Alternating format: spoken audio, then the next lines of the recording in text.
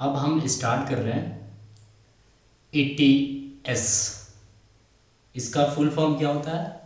Electron transport system. ठीक है, इसमें देखो क्या है, हमने अभी तक जो पढ़ा ग्लाइकोलाइसिस, EMP पाथवे जिसे बोलते हैं, TCA साइकिल या क्रेब साइकिल, ये सारे क्या है, इस सारे में क्या हुआ, हमने कुछ कुछ एनर्जी मतलब प्रोड्यूस किया। जैसे कि डायरेक्ट एनर्जी हमें कितना मिला था ग्लाइकोलाइसिस में, 2 एनर्जी मिला डायरेक्ट, और क्रेब साइकिल में 1 मिला था। 3 ही एनर्जी हमें मिला अभी तक, मतलब 2 स्टेप। 3 स्टेप मैंने बताया था कि एनर्जी मतलब ग्लूकोज के ब्रेक डाउन के और पूरी एनर्जी ऑब्टेन करने के मेनली 3 स्टेप हैं। ठीक है, जिसमें से हम लास्ट स्टेप पे हैं इलेक्ट्रॉन ट्रांसपोर्ट सिस्टम में। तो हमने अभी तक कितना डायरेक्ट एनर्जी गेन किया है? 3। 2 कहाँ से? ग्लाइकोलाइसिस EMP पाथवे से, और 1 क्रेब साइकिल से। ठीक है, अब इसके अलावा हमें बहुत सारे मतलब एनर्जी के मतलब इनडायरेक्ट फॉर्म मिला है, जिसे हम क्या बोलते हैं, NADPH2 और FADPH2। ठीक है, ये क्या होते हैं, इनके जब हम बाद में ऑक्सीडेशन करते हैं ना, ये सारे क्या हैं, मतलब जब इसका ऑक्सीडेशन हम करते हैं, सारे रिड्यूसिंग एजेंट हैं। ठीक है, जब हम इनका ऑक्सीडेशन कराते हैं, इससे H आयन को जब हम हटाते हैं, तो H आयन के मतलब हाइड्रोजन आयन की कंसंट्रेशन अगर कहीं हम एक तरह करा लेते हैं, तो एक कंसंट्रेशन ग्रेडियंट क्रिएट हो जाता है। मतलब हाइड्रोजन आयन ग्रेडियंट क्रिएट होता है, जिस ग्रेडियंट की वजह से एनर्जी हमें मिलती है। अब समझो एनर्जी कैसे मिलती है, पहले देख लो, इसको डिफिनीशन को हम क्लियर कर लेते हैं। इलेक्ट्रॉन ट्रांसपोर्ट सिस्टम मतलब यहाँ से इस मेथड में हम इलेक्ट्रॉन को और प्रोटॉन के इधर उधर ट्रांसपोर्ट करके एक ग्रेडियंट क्रिएट करेंगे। ग्रेडियंट मतलब एक तरफ ज़्यादा और एक तरफ कम। इसी को मतलब इसी डिफरेंट को, एक तरफ H आयन ज़्यादा है एक तरफ कम है, इसी आयन के डिफरेंट को हम क्या बोलते हैं, ग्रेडियंट बोलते हैं। ठीक है, तो एक ग्रेडियंट हम इसमें पढ़ेंगे। ठीक है, एक ग्रेडियंट कैसे क्रिएट होता है, कौन कौन से मतलब H आयन को कैरी करते हैं, इलेक्ट्रॉन को कैरी करते हैं, ये सारी चीज़ें हम इसमें पढ़ेंगे। ठीक है, अब देख लो, मतलब जैसे कि NADH और FADH2 जो है, ये हमने वहाँ ग्लाइकोलाइसिस में भी, सॉरी क्रेब साइकिल में हमने ज़्यादातर ऑब्टेन किया था। 2 हमें वहाँ पे मिला था ग्लाइकोलाइसिस में, EMP पाथवे में भी 2 मिला था। तो ये सारी चीज़ें का अब यूज हम किस में करेंगे, ETS में। अब इससे हमें एनर्जी बनाना है। हमने तो डायरेक्ट 3 ही एनर्जी निकाले थे ना, ATP तो 3 ही मिला है अभी तक हमें, लेकिन इससे बहुत ज़्यादा एनर्जी मिलता है। जैसे कि मैंने बताया था कि NADH जो 2 है, इससे मतलब इसके 1 मोल से हमें 1 मॉलिक्यूल से 3 मॉलिक्यूल ऑफ ATP मिलता है, और FADH2 से 1 मॉलिक्यूल से हमें 2 ATP मिलता है। तो अभी तक हमने इसका 2 मॉलिक्यूल गेन कर चुका है, और इसका 10 मॉलिक्यूल गेन कर चुके हैं। आपको काउंट करा दूं, ग्लाइकोलाइसिस में कितना मिला था, ग्लाइकोलाइसिस में कितना मिला था, 2 मिला था NADH2। ठीक है, और जब इसमें आए थे हमने क्रेब साइकिल में कितना मिला था, क्रेब साइकिल में हमें 1 रन के लिए, 1 राउंड चलाने के लिए कितना मिला था, 3। तो 3 मिला था, और 3 और मतलब एक क्या बोलते हैं, एसिटाइल को एंजाइम अगर 1 जा रहा था, 1 मॉलिक्यूल एसिटाइल को एंजाइम के क्रेब साइकिल में, तो उससे कितना NADPH2 मिल रहा था, 3। और 2 अगर 2 बार साइकिल चले 1 ग्लूकोज मॉलिक्यूल के लिए, तो कितना हो गया 6 हो गया। और एक लिंक रिएक्शन में भी हमें मिला था। लिंक रिएक्शन में अगर 2 मॉलिक्यूल जाता था, 2 उधर से मिल गया, तो 6 2 8 हो गए, और 8, और ग्लाइकोलाइसिस में हमें कितना मिला था, 10 हो गया। ठीक है, तो ये बहुत ज़्यादा एनर्जी के बल के ही हैं। और FADH2 भी 2 मिलेगा, कहाँ पे, क्रेब साइकिल में। ठीक है, तो ये सारे का मतलब हम इनका अब ऑक्सीडेशन कराएंगे, प्रोटॉन ग्रेडियंट क्रिएट करेंगे, फिर उससे एनर्जी बनाएंगे। तो ये चीज़ें हमें इसमें ही पढ़ना है। अब देखो इसमें क्या है, इसके डिफिनीशन तो क्लियर हो गया होगा। ETS, अब देखो ETS कहाँ होता है, माइटोकॉन्ड्रिया के इनर मेम्ब्रेन में सारे प्रोसेस चलते हैं। माइटोकॉन्ड्रिया के ज़्यादातर प्रोसेस माइटोकॉन्ड्रिया के इनर मेम्ब्रेन में होता है, ठीक है। तो हम सारे इनर मेम्ब्रेन में देखेंगे, माइटोकॉन्ड्रिया के इनर मेम्ब्रेन में सारे प्रोसेस होगा, ठीक है। देखो माइटोकॉन्ड्रिया के इनर मेम्ब्रेन में सारे प्रोसेस चलेंगे।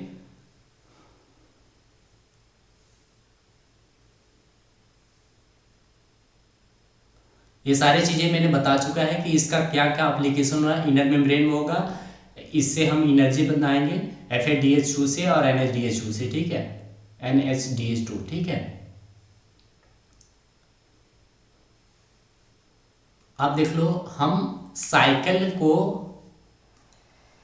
इंट्रोडक्शन तो हम पढ़ लिए, अब डायरेक्ट हम साइकिल पढ़ लेते हैं। इसमें कैसे इलेक्ट्रॉन कैरी होता है, साइकिल नहीं बोलेंगे इसमें, मतलब इलेक्ट्रॉन कैसे ट्रांसफर करते हैं, इलेक्ट्रॉन कैसे मूव करता है। इसमें देखो बहुत सारे बच्चे पूछते हैं कि सर हम इसमें मतलब इसको ऐसे क्यों कर रहे हैं, क्योंकि देखो इसका पर्पज होता है एक ग्रेडियंट क्रिएट करना। मतलब एक तरफ प्रोटॉन ज़्यादा, एक तरफ कम, एक तरफ इलेक्ट्रॉन ज़्यादा, एक तरफ कम।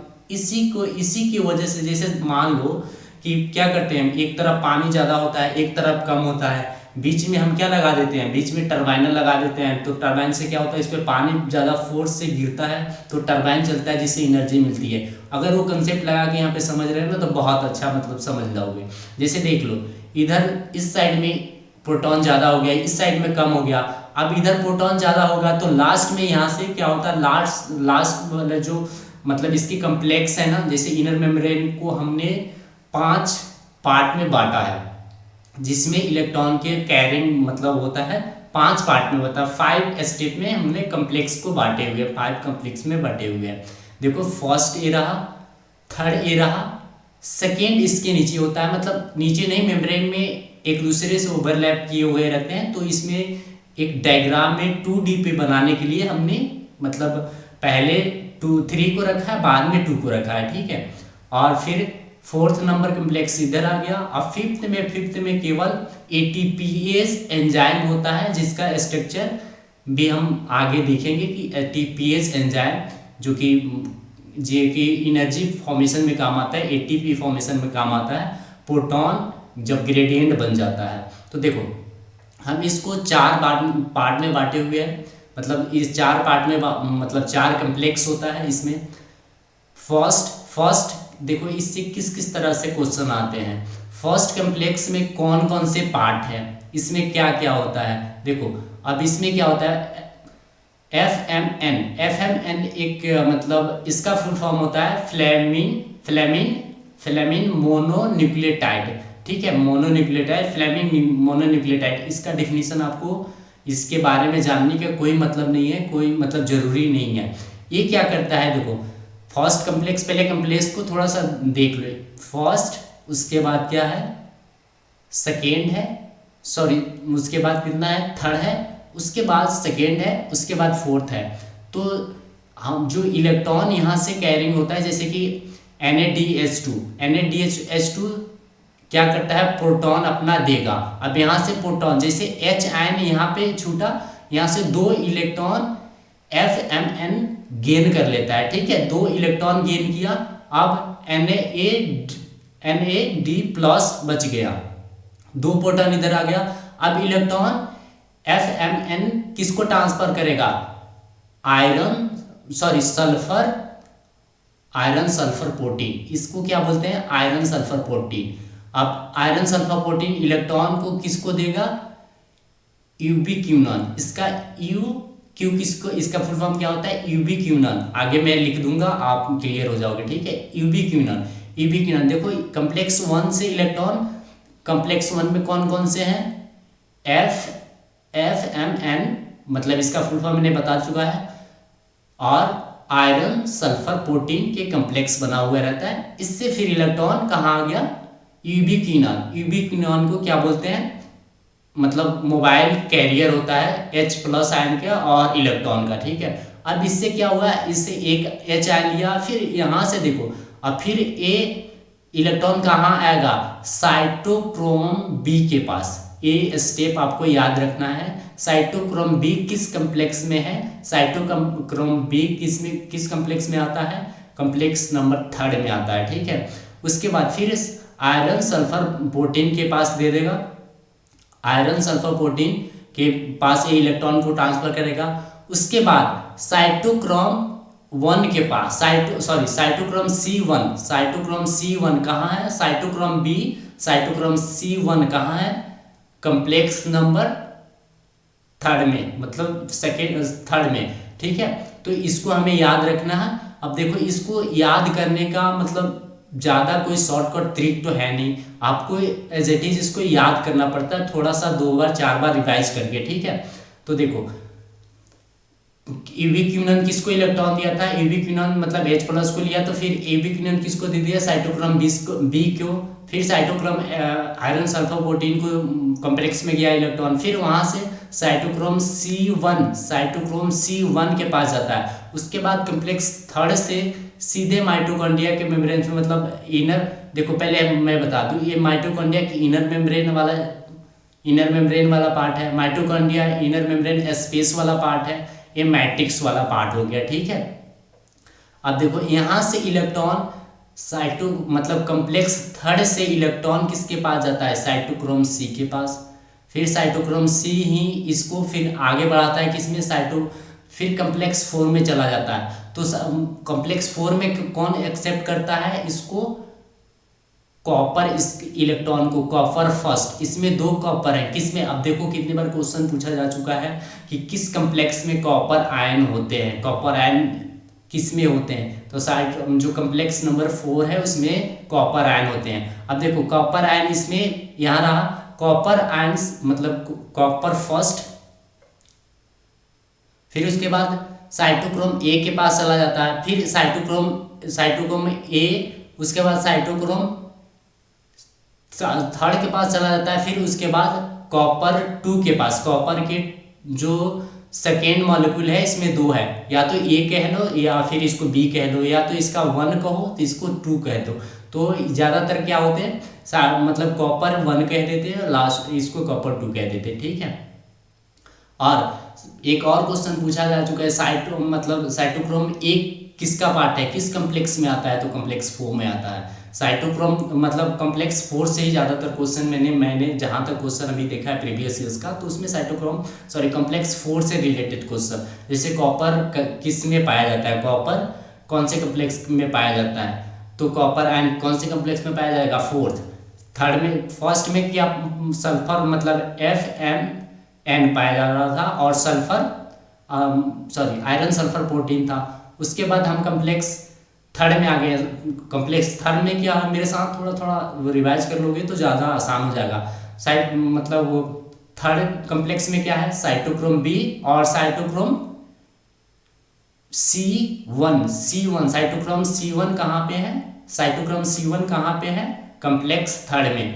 और इसके बीच में कौन है? Iron sulphur protein. Iron sulphur protein को जोड़ने वाला मतलब एक साइटोक्रोम B और साइटोक्रोम C1 और साइटोक्रोम B को जोड़ने वाला कौन सा? आयरन सल्फर प्रोटीन है। फिर वहां से इलेक्ट्रॉन 3rd कॉम्प्लेक्स से आगे निकल रहा है, इसको कहा जाता है मतलब जो क्या बोलते हैं इसको, साइटोक्रोम C को मोबाइल इलेक्ट्रॉन कैरियर, केवल इसको मोबाइल इलेक्ट्रॉन कैरियर कहते हैं। और इविक्विनन को क्या कहते हैं? इलेक्ट्रॉन भी कैरी करता है और H आयन भी कैरी करता है। तो मोबाइल हाइड्रोजन आयन कैरियर और इलेक्ट्रॉन कैरियर कौन करता है? इविक्विनन।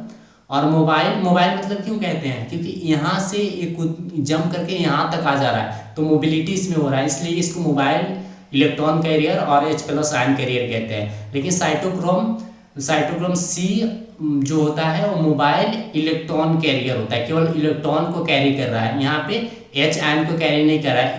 H आयन यहाँ से आके बाहर निकल जाता है, H आयन, ठीक है। अब कॉम्प्लेक्स सेकेंड, हम इसका साइकिल को कंप्लीट करने के बाद थोड़ी देर में पढ़ेंगे सेकेंड। अब देखो ये कॉम्प्लेक्स थोड़ा सा मेरे साथ रिवाइज करो, पूरे याद हो जाता है, बहुत आसान तरीके से याद हो जाता है, 1-2 बार मेरे साथ बोल लो, याद हो जाएगा। साइटोक्रोम C कहाँ है? साइटोक्रोम C किसको जोड़ने का काम कर रहा है? देखो थर्ड कम्प्लेक्स थर्ड और फोर्थ को जोड़ने का काम कौन कर रहा है, साइटोक्रोम सी, ठीक है। ये इसको क्या बोलते हैं, मोबाइल इलेक्ट्रॉन कैरियर, क्योंकि ये यहाँ से यहाँ तक आ जा रहा है इसलिए इसको मोबाइल बोलते हैं।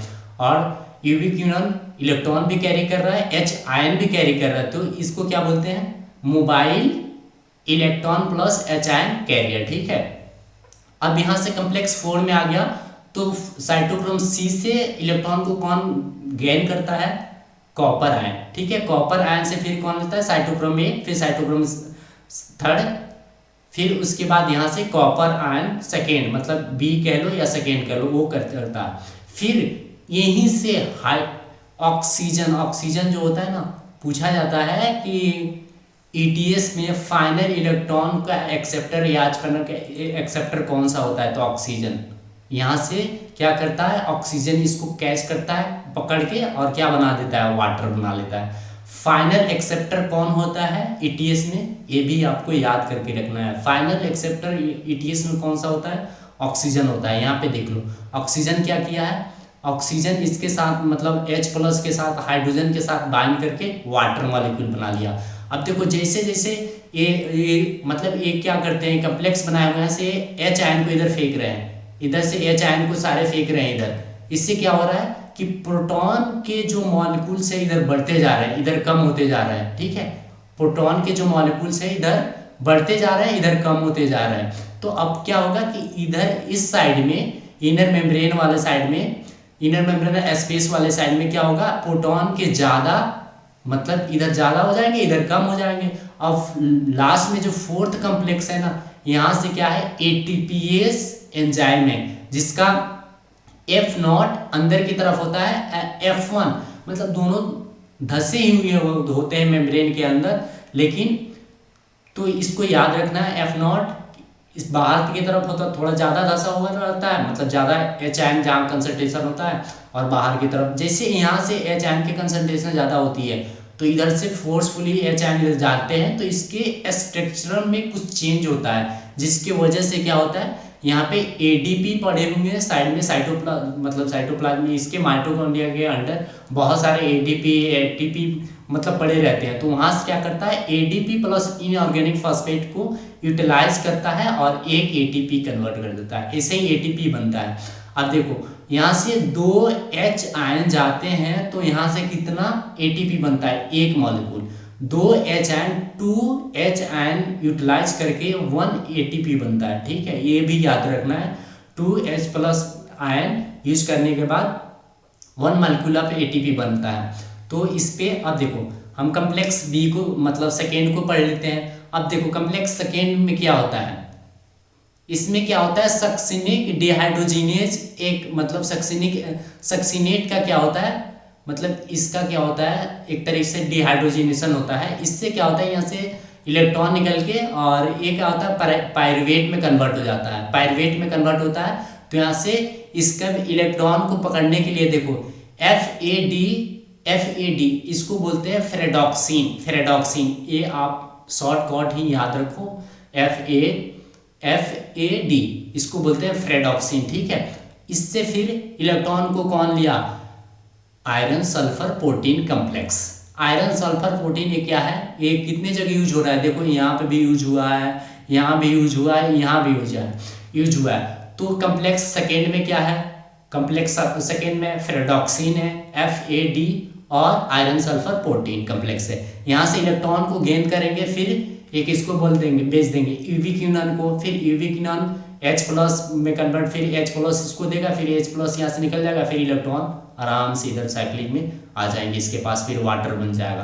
तो यहाँ से देखो इलेक्ट्रॉन क्या सक्सिनेट मतलब किस में पायरुवेट में कन्वर्ट हो रहा है, तो क्या हो रहा है यहाँ पे, इसका डिहाइड्रेशन मतलब ऑक्सीडेशन हो रहा है, मेनली ऑक्सीडेशन और डिहाइड्रोजिनेशन एक ही टर्म है, सिमिलर टर्म है, मतलब क्या बोलते हैं, एक हाइड्रोजन को रिलीज करना तो उसको डिहाइड्रोजिनेशन बोल देते हैं, और उसी प्रोसेस को हम ऑक्सीडेशन भी बोलते हैं, तो सेम टर्म है, ठीक है।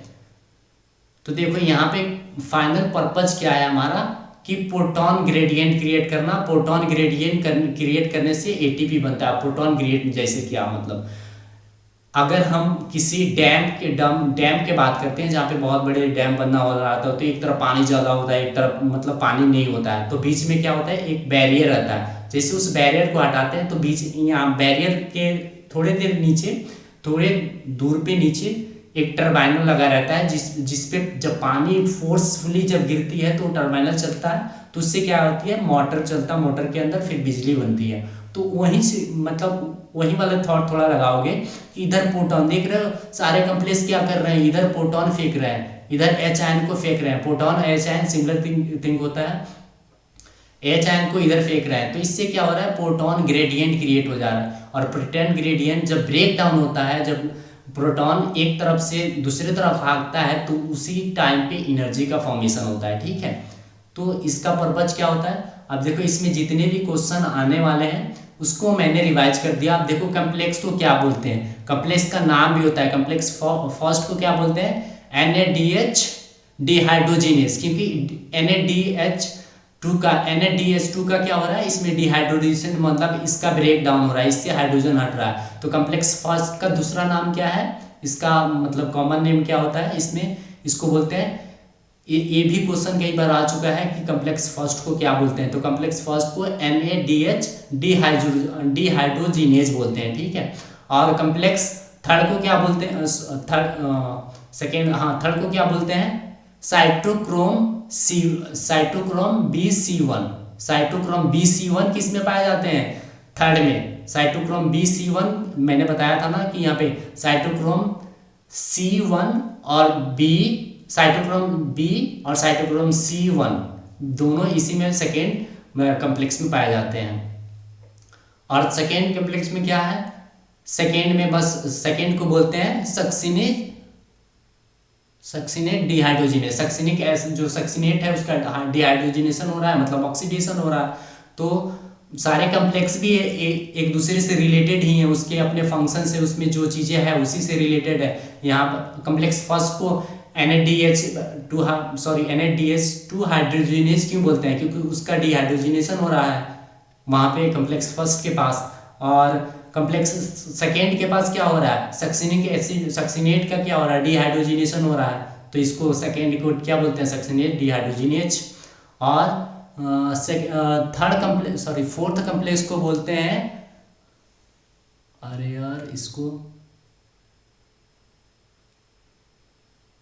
Cytochrome C oxidase. बाद में हम क्लियर कर रहे हैं, इस पर थोड़ा विजिबिलिटी कम हो गई क्योंकि मैंने वो इसको बाद में भी डिस्कस, बाद में मैंने बना रखा है सारे कम्प्लेक्स।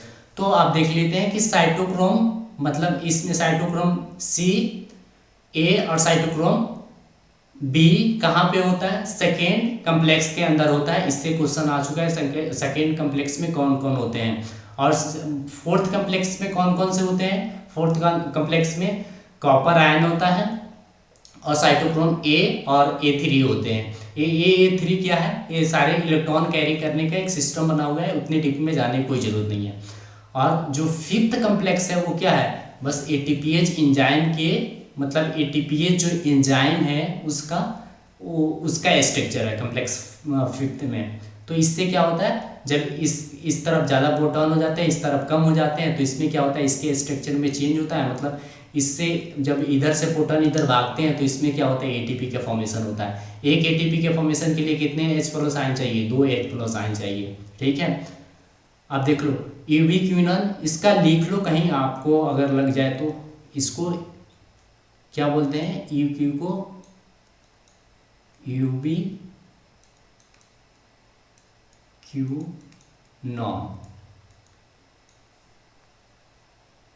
यूबिक्विनॉन बोलते हैं, ठीक है। और FMN, इसका फुल फॉर्म लिखोगे, इसका फुल फॉर्म लिख लो, फ्लेविंग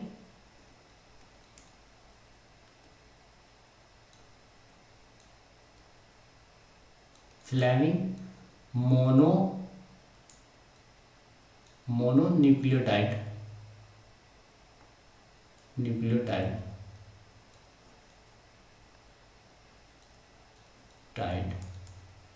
ठीक है। इसका फुल फॉर्म क्या होता है?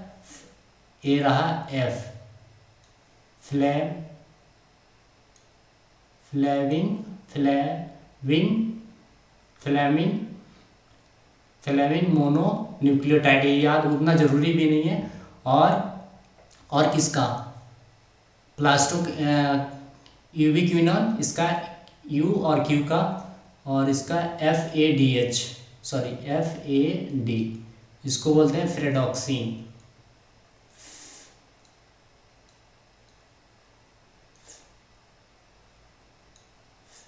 रुक जाओ यार,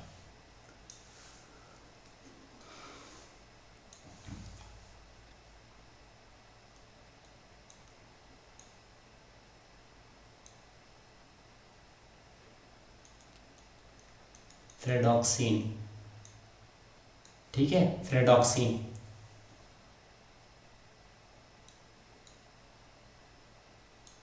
FADH का, FAD को क्या बोलते हैं? फ्रेडॉक्सिन। अपना याद रख लेना। साइटोक्रोम, अब चलो ये तो याद हो गया, ये शायद एक दो बार देख लोगे फिर याद हो जाएगा।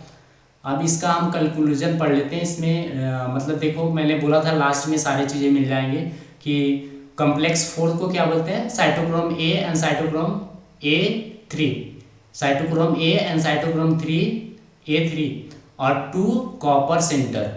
2 मतलब कॉपर आयन जो होते हैं उनके सेंटर होता है कौन से? उसमें क्या क्या पाया जाता है? Cytochrome C oxidase. इसका कॉमन नेम क्या है? Cytochrome C oxidase. अब देख लो इस वाले टेबल पे, इसमें उसके कॉम्प्लेक्स, उसमें कौन कौन से मतलब एलिमेंट, उसमें कौन कौन से मतलब कंपोनेंट पार्टिसिपेट कर रहे हैं। देखो कॉम्प्लेक्स फर्स्ट में इसका कॉमन नेम क्या है? NADH2 डिहाइड्रोजिनेज कॉम्प्लेक्स, ठीक है। इसमें क्या क्या पाए जाएंगे? FMN और आयरन सल्फर प्रोटीन कॉम्प्लेक्स। और सेकेंड का क्या पाया जाएगा? सेकेंड का नाम क्या है? सक्सिनिक डिहाइड्रोजिनेज, सक्सिनिक या सक्सिनेट डिहाइड्रोजिनेज, ठीक है। इसका कंपोनेंट क्या है? फ्रेडॉक्सिन, मतलब FAD और आयरन सल्फर कॉम्प्लेक्स, ठीक है। ये याद हो रहा है कि नहीं? कॉम्प्लेक्स थर्ड साइटोक्रोम C और रिडक्टेज कॉम्प्लेक्स, साइटोक्रोम C और रिडक्टेज कॉम्प्लेक्स। इसका कंपोनेंट क्या है? साइटोक्रोम B, साइटोक्रोम C1 और आयरन सल्फर कॉम्प्लेक्स। देखो यहाँ पे नहीं दिख रहा होगा तो फिर मैं बता दे रहा हूँ कि कॉम्प्लेक्स 4 में क्या क्या है। मेरे पिक्चर की वजह, मतलब मेरे फोटो की वजह से नहीं दिख रहा होगा। देखो साइटोक्रोम जो फोर्थ कॉम्प्लेक्स है, इसका क्या फंक्शन, इसमें क्या है? साइटोक्रोम A और साइटोक्रोम A3 और 2 मतलब कॉपर के सेंटर है। कॉपर वाला आप लिख लो, मैं बता रहा हूँ क्योंकि मेरे फोटो के पीछे आ चुका है तो ये थोड़ा टफ होगा। आयरन सल्फर कॉम्प्लेक्स, ठीक है, तो इसको आपको याद रखना। और लास्ट फिफ्थ कॉम्प्लेक्स में क्या आता है? इसको क्या है? सिंथेजेज या ATP सिंथेजेज बोलते हैं नॉर्मली। ATPase भी बोल सकते हो क्योंकि इस एंजाइम का पार्ट होता है, एंजाइम वाला स्ट्रक्चर होता है। और इसमें क्या होता है? F0, जो F0 वाला F0 अंदर की तरफ होता है, मतलब इंटीग्रेटेड उसके होता है, और F0 पेरीफेरी के, मतलब पेरीफेरी के पास वाले में कॉम्प्लेक्स में होता है, ठीक है। तो कॉम्प्लेक्स भी याद हो गया। आप एक बार स्क्रीनशॉट लेके देख लेना, नहीं तो नोट कर लो वीडियो को रोक के। अब देखो आगे हम इसके कुछ इंपॉर्टेंट पॉइंट है जिसको हम डिस्कस कर रहे हैं। जैसे कि मैंने बताया था साइटोक्रोम, मतलब साइटोक्रोम इस मतलब क्यूनॉन, यूबिक्विनॉन इसका कॉमन नेम है। यूबिक्विनॉन को क्या बोलते हैं? Mobile electron plus H ion carrier, मैंने डिस्कस किया था। यूबिक्विनॉन को क्या बोलते हैं? मोबाइल इलेक्ट्रॉन और H प्लस आयन कैरियर। और साइटोक्रोम C को केवल क्या बोलते हैं? मोबाइल इलेक्ट्रॉन कैरियर, क्योंकि केवल इलेक्ट्रॉन को कैरी कर रहा था, ठीक है। एक बार फिर से देख लो कि जो यूबिक्विनॉन किस चीज का कैरी कर रहा है? इलेक्ट्रॉन प्लस H प्लस आयन का। लेकिन साइटोक्रोम C किसको कैरी कर रहा है? केवल और केवल इलेक्ट्रॉन को कैरी कर रहा था, ठीक है। आप देख लो यूबिक्विनल किस में होता है, इनर मेम्ब्रेन में होता है, ठीक है, इनर मेम्ब्रेन में इम्बेडेड था, और जो साइटोक्रोम था वो शायद मतलब पेरीफेरी वाला पार्ट पे भी था। Oxygen is a last acceptor, देखो ऑक्सीजन मैंने बोला भी था, ऑक्सीजन लास्ट एक्सेप्टर होता है इलेक्ट्रॉन का या H+ आयन का ऑक्सीडेशन।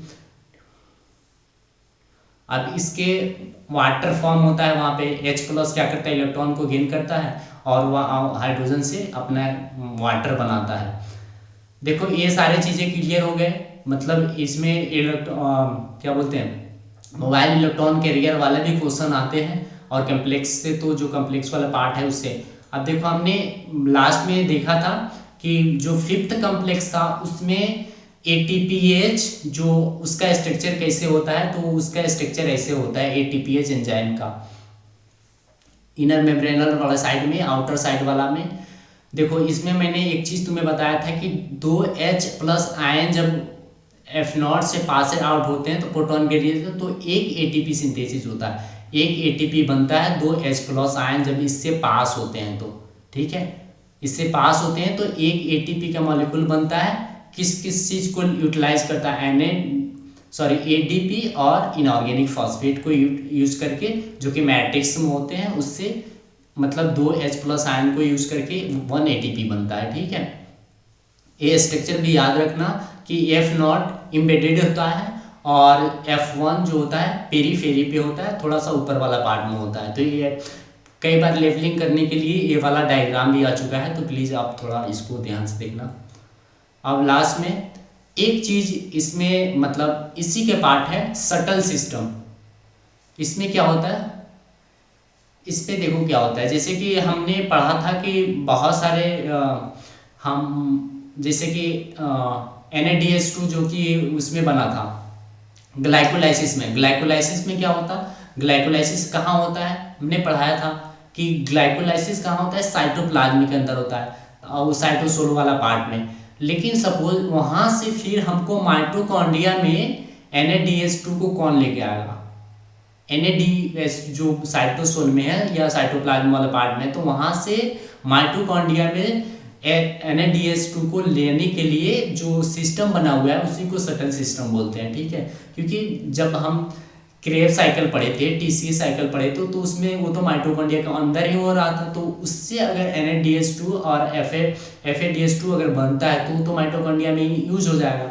बट अगर साइटोसोल वाला पार्ट में अगर बन रहा है तो वहाँ से उसको लाने के लिए क्या होता है, एक सिस्टम बना है जिसको मतलब 2 टाइप के सिस्टम होते हैं, सटल सिस्टम 2 तरह के होते हैं,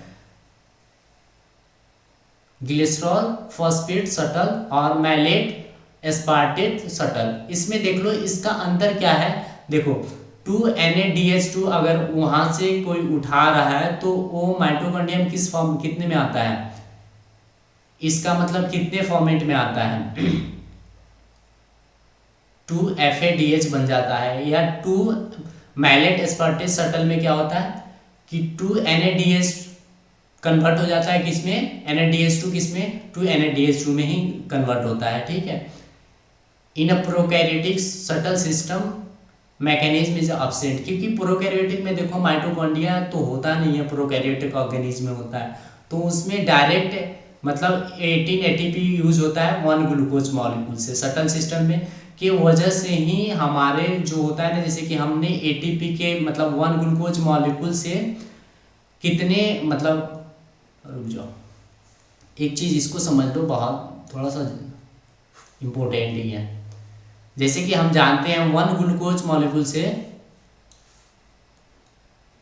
1 ग्लूकोज मॉलिक्यूल से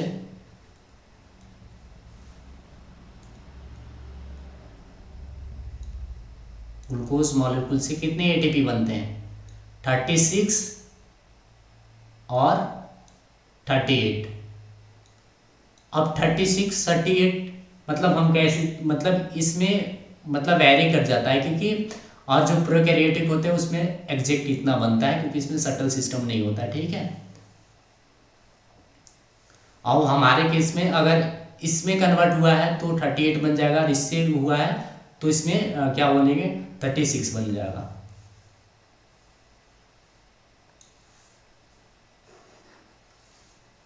आई थिंक आपको क्लियर हो गया होगा सटल सिस्टम क्या है। सटल सिस्टम मतलब साइटोसोल से जो भी उसके आयंस वगैरह हैं उनको लेके आने वाला कंसेप्ट है, ठीक है।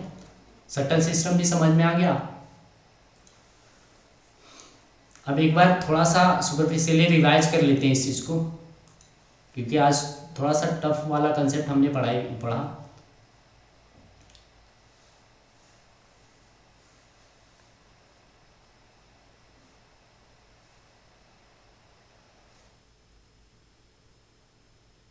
अरे यार सिस्टम,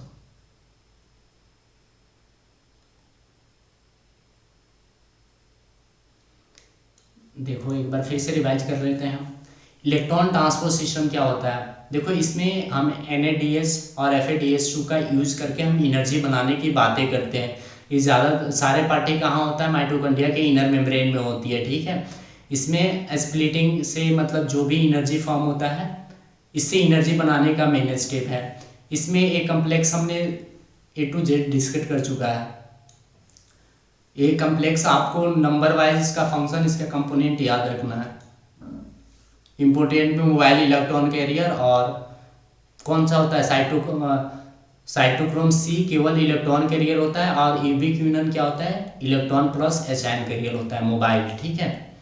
और लास्ट इलेक्ट्रॉन एक्सेप्टर कौन सा होता है, ETS में ऑक्सीजन होता है लास्ट इलेक्ट्रॉन एक्सेप्टर। इससे भी क्वेश्चन आ चुका है, ठीक है। तो आई थिंक समझ में आ गया होगा। नए हो तो चैनल को लाइक कर दो, सब्सक्राइब कर दो।